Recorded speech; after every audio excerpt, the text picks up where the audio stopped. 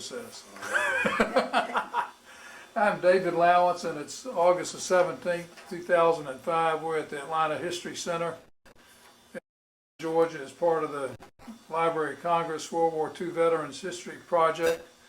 We're honored to have with us today as our honored speaker, Mr. Tommy W. Barnes, noted amateur golf champion all over the Southeast, a qualifier of 16 consecutive U.S. Amateur Championships. They have a Tommy Barnes Award given by the Georgia State Golfing Association every year, the outstanding golfer. We have also with us his wife, Rachel Barnes, his close friend, Linton Hopkins, who's could be classified as the O.B. Keeler of Tommy Barnes today, and his son, Tommy Barnes Jr., in the room with us. And Tommy, we're just honored to have you with us, and want you to talk to us about growing up in the Atlanta area, going to Georgia Tech, winning everything you wanted in the 30s, and where you were on Pearl Harbor Day, and how you felt, and what got you to join the Navy when you did it, and take off. Okay. You want to start now? Start now. Okay.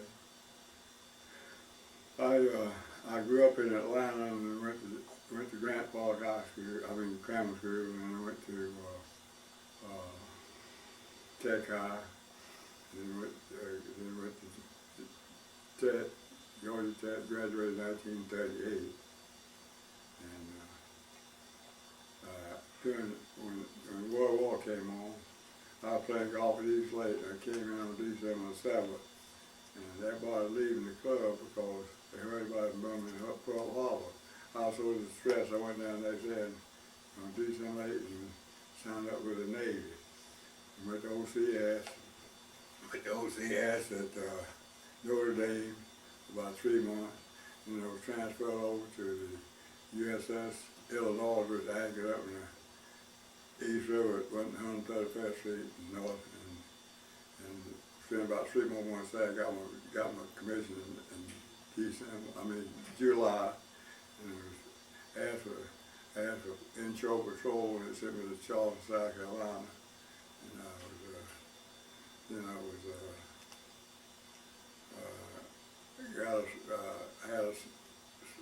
we went down to Savannah and picked up a 6-foot shrimp boat, which the government had taken over, and came back and spent about a year and a half. And I was going in, go out 2 days, come in 2, and I was made assistant operator officer at Section Base for about 2 years. Then I went back to, in 1944, went down to Miami Substation School, and I went to radar school up at Hollywood, and then I had trained my crew, because radar so new I had trained my crew, see. So I went back to, send me up to Brooklyn Navy Yard, where a ship was being built. We had to put it together, and train my crew and everything. And we went out to, on shakedown, went out to Bermuda, came back into Boston, where Rachel was staying. We took about 10,000 troops down South Pacific. We went down to Panama Canal, went up to San Francisco, had a couple of days off. And when I took off and went to we were on a little island, little bad island called Ulysses, in the South Pacific, and we helped my colleague take the Philippines, and then they were dispatched to Iwo Jima, and then we went back to, then we were on what they call it was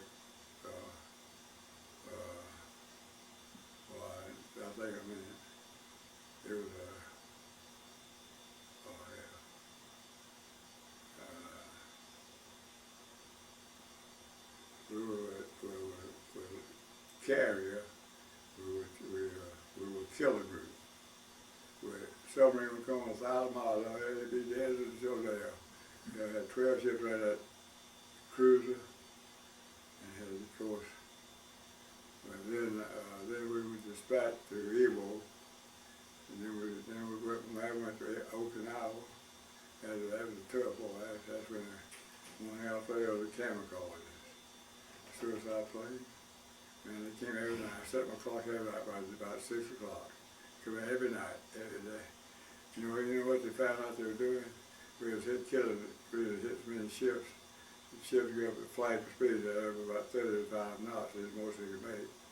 And threw it by the propellers, threw up the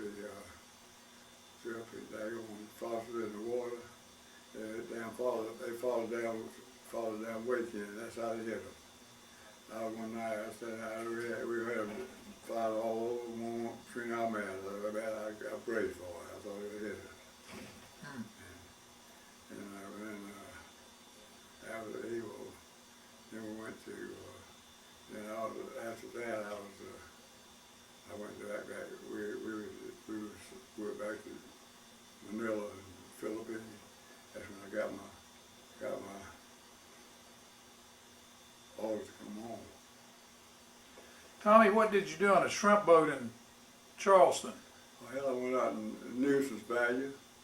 Hell, they went up to Mount Pleasant, put a 50 caliber machine gun on the bow, and put 2 depth charges on the rear end. And we're gonna do it with 6 knots. Hell, we didn't want to see the submarines, they won't fool with us.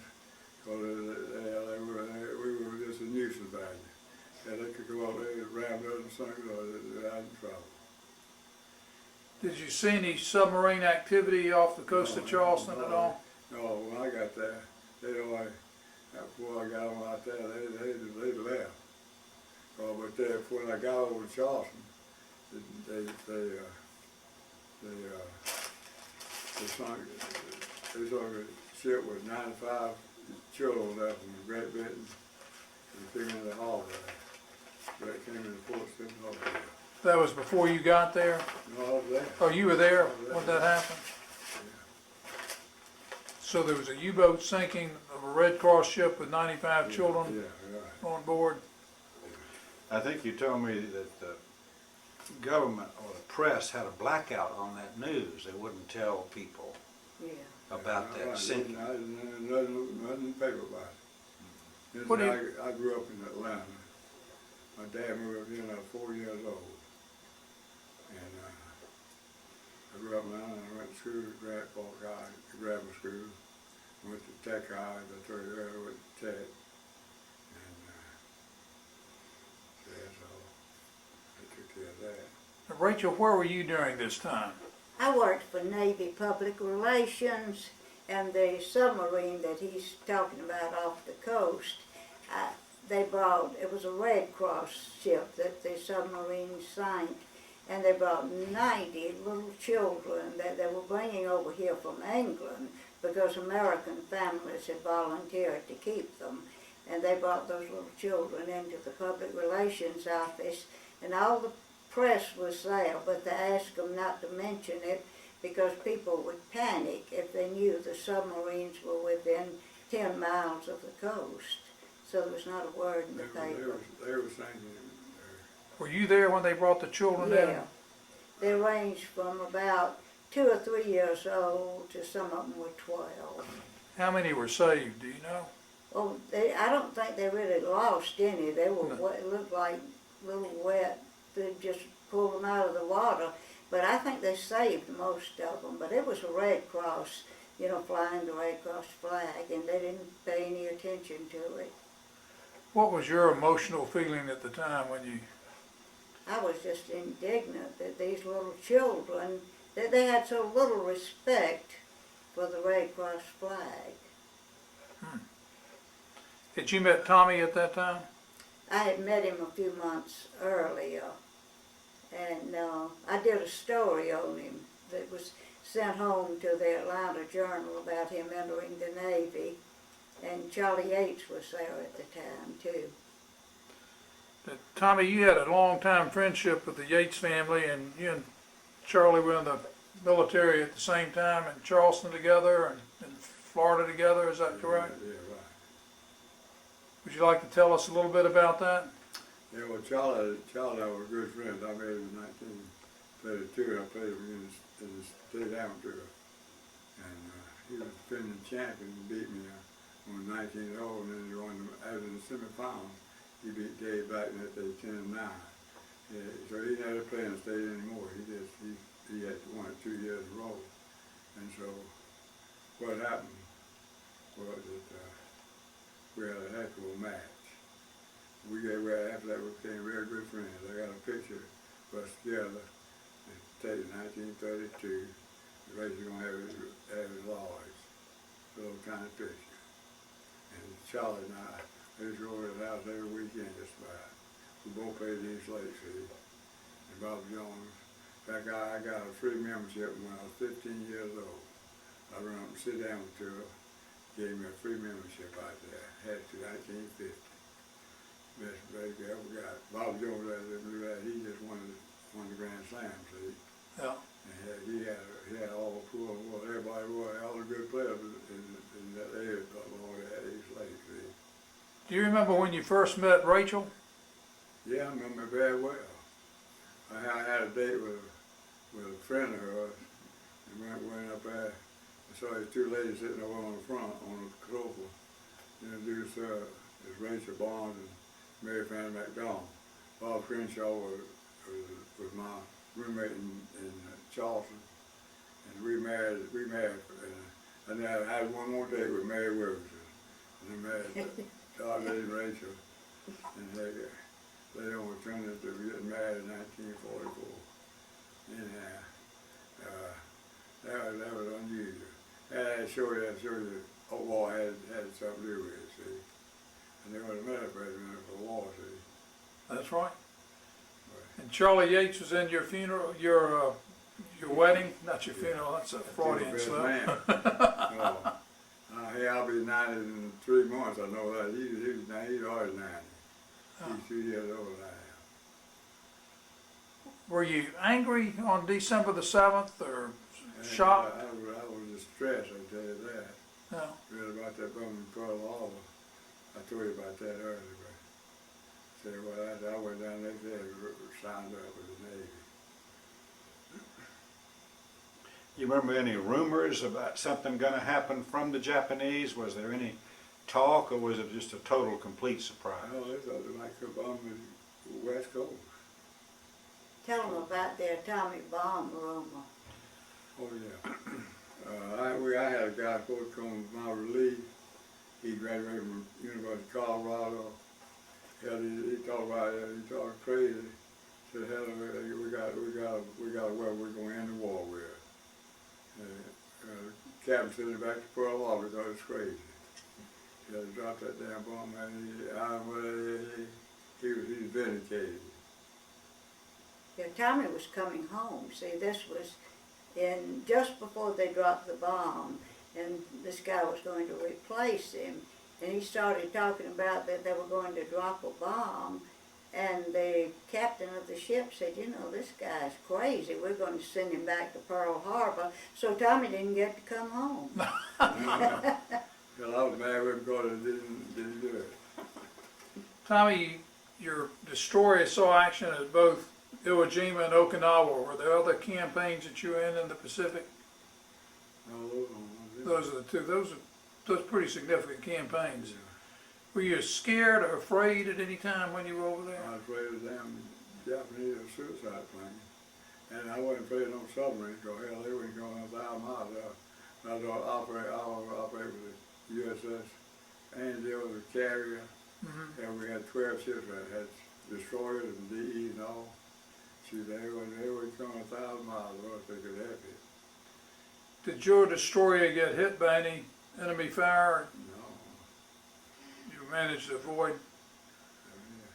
And did you see any ships sunk around you?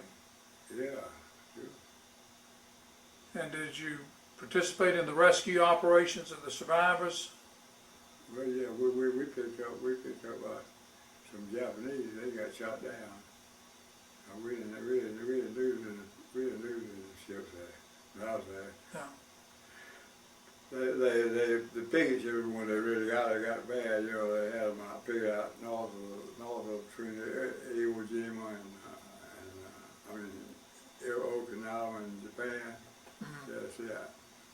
Okinawa was the closest place we had to Japan at that time. And what that was, they had the ships out there, out north between Okinawa and Japan. So they was radio in when it was coming in, so the ships coming in. Hell, they had someone coming out, they really hurt.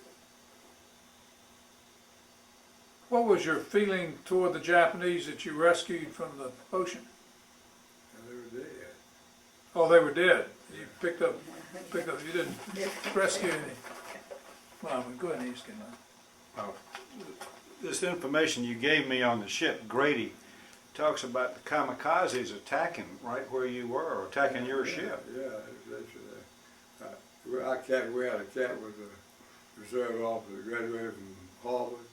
He read all these reports about these ships, and evidently he found out that when they did that full speed, so they kicked up so much faster in the water they could fall. That's how they came out. He tried whether these suicide planes would follow that wake in. Well, they would follow the. Yeah, follow the wake in, hitting them and coming in, see, like that. Mm-hmm. Yeah, he told us just have enough speed to keep a steady way on. So you saw them, but they never hit you. No. It came right by a ship and went straight into the water. Because there was lots of anti-aircraft fire from your ship. Yeah. Yeah. You almost We have shot them down. We shot down that one. In fact, I had a deck one morning, looked out, plane come about this high off the water. I called the captain got one, got a suicide plane tonight. He rushed up on the deck, took over, sent me down to the CIC room, I was CIC officer, combat information officer, sent me down there. I stood up on the bridge for a while, and this plane came through. He was going, instead of coming and hitting us, he went right straight between us, and we shot him down. He just sent a real 5-inch shell hit him. So those suicide planes would just appear by themselves, not as a group, just randomly? They'd all come down, one right after another. They tried to go into Harvard City. They tried to go for the captain ships. They tried to get the admirals and all, They went for the brig usually, good. They shoot them down over there. So a lot of them got shot down during that. But at night, when they did the most damage, they followed ships in. And Captain Francis King, he was smart enough to figure out he tried to go about 5 or 6 knots, just enough to keep steady way on. That's all we did. We never did hit by one. The Japs had these night glasses they could use, but our pilots didn't have them, so they could attack at night. Yeah. Rachel, what were you doing during this time? Well, I was at home with my parents, and we were expecting a baby by this time. And Tommy, when the baby was born at the Naval Hospital, everybody wrote to Tommy, and he didn't get any of the letters. All the mail was lost, except one little card that was a birth announcement. And then he didn't see Tommy Jr. until he was about 9 months old. 7 months old. What was your job before you got married, before you were staying at home with your parents? Well, I was with Navy Public Relations, Civil Service. Okay. And But I was in college before that. Where were you in college? Winthrop in Rock Hill, South Okay. Carolina. Were you writing copy on Yeah, the battles? we wrote a copy to send to the hometown newspaper. Papers could not even mention anybody in the service in relation to the service without public relations censoring it. So whenever anybody came in, we sent a little article home, and they did a picture of Tommy. John Kennedy had to come in through our office too. Were there wives' clubs and Yeah, support groups for, we all got together and we followed the men around until they left to go, you know, to the Pacific.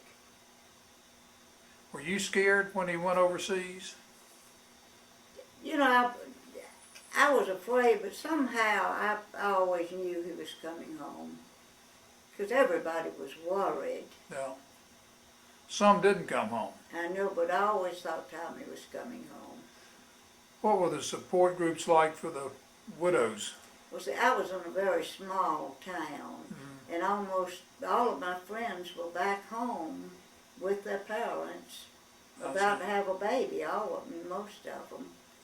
And we got together and, you know, did all sorts of collected war scrap and sent it in. You know, they even took the cannon off of the bridge that Francis Marion was supposed to have used in the Revolution for metal, for scrap metal. Goodness gracious. Tommy, when did you find out about your son being born? That was the only mail you got for a while? Reggie sent me a picture of him. No,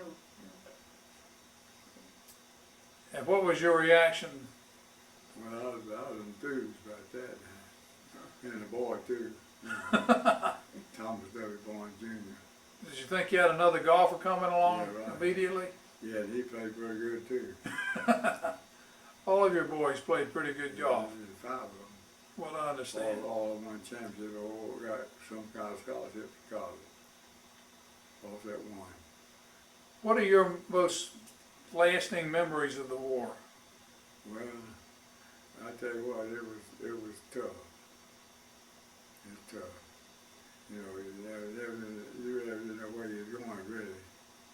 Of course, I figured where I'm going when I got on that DE. I figured I go to England where they could send us to South Pacific. Because Admiral Halder asked for all those DEs, because he's afraid about submarines. Submarines were no factor in the war. They were what they use submarine for is supplying the bypass islands down there. So that's what they use submarine for. Where were you when you heard the atomic bomb had been dropped? I got where I was now. You were still over there? I was on the way home. You were on your way home by that time? no, that was when they dropped the bomb. I was on the way home, so. What? No, you weren't. Oh, yeah, well. Still in the Pacific Took somewhere. him 3 weeks to get home. Either getting ready to go home or on his way Took home. him 3 weeks to get home. Oh, he said he couldn't wait to get No. home when he heard. He was in the Pacific when they dropped the bomb. Okay. I remember somebody told me that VJ Day was just yesterday, I think, or the day before, August the 15th. No. And I thought about you being there in the war. I also thought about you watching a movie when a young officer goes up on deck and says, "Captain, Captain, there's an airplane coming," and the captain looks through the binoculars and says, "Son, you got to learn to differentiate a bird from a plane." Did you ever have any funny, embarrassing moments like that? I'll tell you that. And there's always a story in the Army. I was in the Army, not there, of course, but Army officers used to always say the Navy officers ate steak all the time and drank champagne. They got good food. I wonder if you have any memories of outstanding food on that Yeah, ship. we had good food, yeah. You did. Had some mess attendants. Had 3 mess attendants. So all it is cook. Had a good That's cook. all it is, and then 10 other duties. So there's some truth to the fact that the Navy eats better than the Army. Yeah, I think so. I'm glad I was in the Navy, really. Tommy, what was the noise like when you were in combat? Like what? The noise, what was the noise factor level when the guns were firing? And Oh, man. There's a lot of it. A lot of noise. 5-inch gun makes a lot of noise. no, They didn't hand out any earplugs, did they, or protection for you? No, I That came along later. See the 5-inch guns down there on the front, they're on the other bow, see. Did you play much golf while you were in the Navy, Tommy? Well, in no way. No, I thank God I didn't do the golf all the whole time I was in the Navy. Well, I did when in Miami, I did. I played, I won a tournament down there. What was that tournament? They had canceled all the tournaments, you know, so many of them during the war, but they did have the Pan American tournament, and the Navy let Tommy play in that, and he won it. They played one round a week, see. Played 4 different golf courses, all one thing. Some golf I never played some of them. I won a shot was pretty close. And when you got out of the service, you hadn't played golf for a year or two when the war was over? I've been in there since 41. And how long did it take you to get back on the winning track when you got out of the service? Didn't take long. I got out of there. What did I won there? You won Southeastern, Won the Southeastern. and Georgia. I won the Southeastern Open down in Macon. All the pros from the whole Southeast. No. Won the Southeast, I went down and shot 69, 68 first 2 days, had a 7-shot lead. I won by 5 strokes. And all the pros all over town. The guy was saying, over the Christmas, the guy used to, make putters from Selma, Alabama. He was second, he's 5 shots, I beat him 5 shots. Tell me what you're feeling about the spirit of the country today compared to the spirit of the country in 1940s. I don't know, I don't get out much to talk to people. I think your spirit's still pretty good. Yeah, I'm right. Sure. I don't think you're any older than you were in the 1940s. Were there any stories about the top brass in the Navy, like Admiral Halsey? Yeah. Halsey was one. We were in the worst typhoon ever hit the Pacific Ocean. We were that we had little atoll that called Ulysses. You know what it did? Captain everywhere. Everybody, all the ships got on the way. Everybody got on the way. You headed right in there. We had about 4 feet. We wasn't even moving. All of a sudden, here came a damn part of a ship down there. Somebody hollering out, "There comes a suburb of Pittsburgh." It was down front bow of Pittsburgh broke off. Good night. And You rode out the typhoon at sea? You were out there? yeah, I had to. And then if you did that island, every watch over an island probably did. The little sandbar is all it was, really. Well, you were in dock or out at sea during the typhoon? Big boy.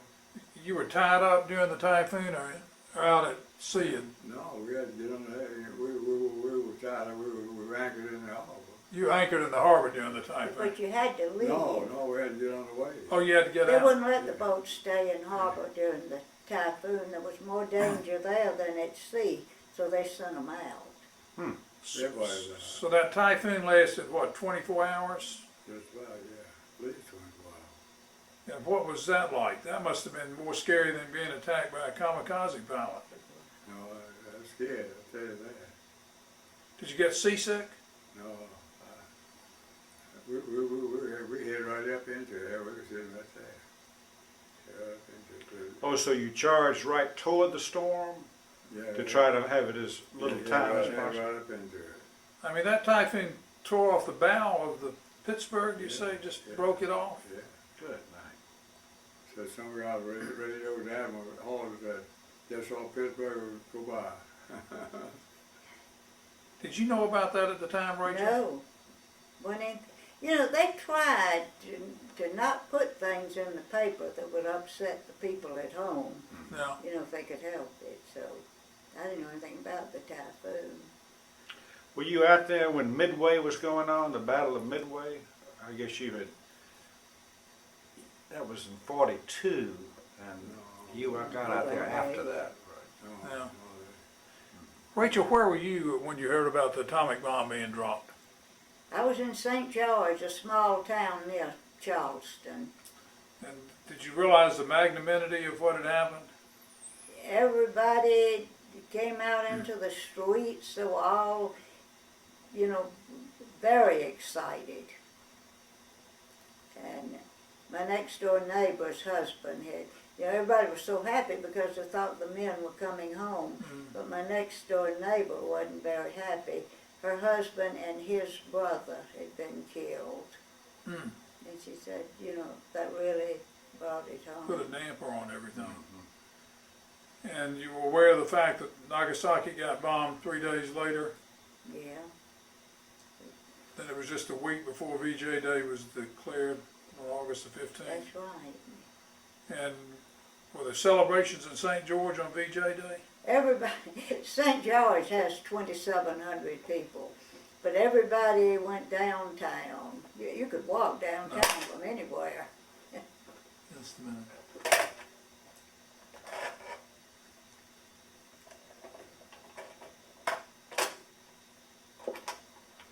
You could walk downtown in just a minute. In St. George, from any street, you could walk downtown. So everybody went downtown.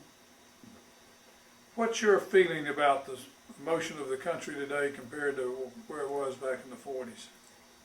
I hope the country would pull together like it did in 41, but I just don't know. We have too many things to divide us, but I believe they would pull together. Clinton, you got any other things you want to I'm answer? just curious about what it was like being on the ship while you were supporting Iwo Jima and Okinawa. You were not, I guess, your ship did not try to shell the islands, right? You had a smaller, No, we didn't do that. you didn't have that kind of guns on your ship. All the shell boats, they had our troops on board. We had about 40,000 troops on the U-boat. But you could you see the battleships Yeah, shelling the island? yeah. And they would throw the shells 20 miles or something like that, wouldn't they? Too far to, I just don't have a real sense of that. Well, they couldn't bomb it after they got all the troops on board. They bombed before they got the troops on that. Oh, that's right. They bombed it. That's when they bombed it. Then we killed LSLD where didn't have about 15,000 troops, killed 30,000. I saw a tank drive up to one of those caves. He had a flamethrower falling near that wall. Oh, so you got close enough to the island Oh yeah. to see all of that? We right around that island. I'll see. Yeah, we right there. And you were protecting ships taking troops in, or No, we were protecting them against airplanes. protecting them against the airplanes? So you were there to give them cover. We were what's called picket ship. Picket ship. So if airplanes would come in trying to get the troops on the island, Yeah. that was your job? Yeah, we had the island surrounded. I see. We had troops had planes, ships all around the island. And we went, and kind of just one behind the other. So in a way, that we had U.S. ships on both sides of the island firing at airplanes. Yeah, right. There must have been Yeah, lots of. right. You must have had. Did you have some shells falling around you from other ships? Any of that? Didn't notice that. We didn't have a ship. Did you have to man the guns? Was one of your jobs? No, I was CIC officer. But Didn't you drop, your ship was to also drop depth charges on the submarines, wasn't it? yeah, something never came around. That's They why he wouldn't. said the submarines were afraid of him. Yeah, he Yeah, said right. that was our job, to drop depth charges on submarines, so he said they weren't afraid of submarines, because they weren't coming near them. Tommy, did you go on shore at either Iwo Jima or Okinawa ever? No, I didn't want to go. They fighting, still fighting when I was in No. Okinawa. I was there a long time to